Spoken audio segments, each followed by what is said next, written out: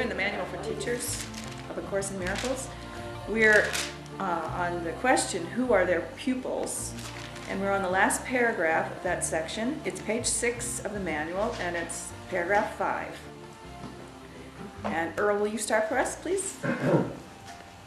When pupil and teacher come together, a teaching-learning situation begins. For the teacher is not really the one who does the teaching. God's teacher speaks to anyone who joins together. Any two. God's teacher speaks to any two who join together for learning purposes. The relationship is holy because of that purpose. And God has promised to send His Spirit into any holy relationship. In the teaching-learning situation, each one learns that giving and receiving are the same.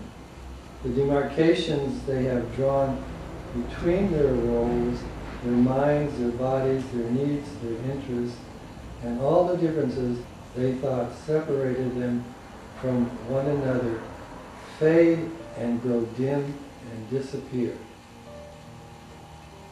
Those who would learn the same course share one interest and one goal. And thus he who was the learner becomes the teacher of God Himself, for he has made the one decision that gave his teacher to him. He has seen in another person the same interests as his own.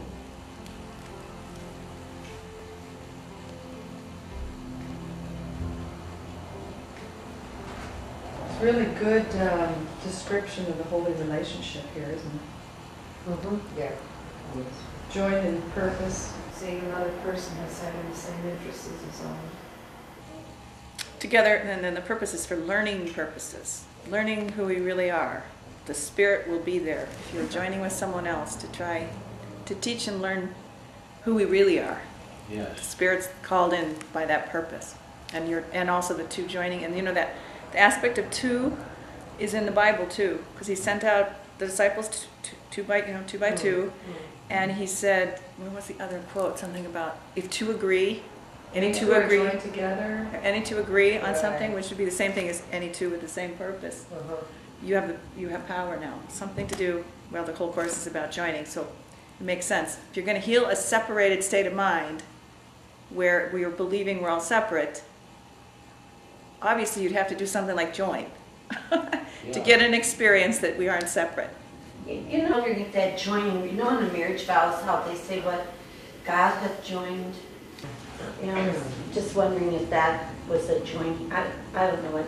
I was just pondering that thought. Yeah, that's definitely echoing from the same truth, but I think it might be more accurate to say what God has joined cannot be put asunder, because it would represent the whole thought that we think we're separate and we think we can separate, but we really can't.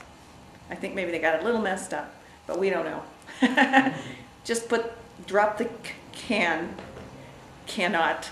It's different, but what God has joined we cannot be broken apart is really what the message of the Course is, even when it appears we're separating physically.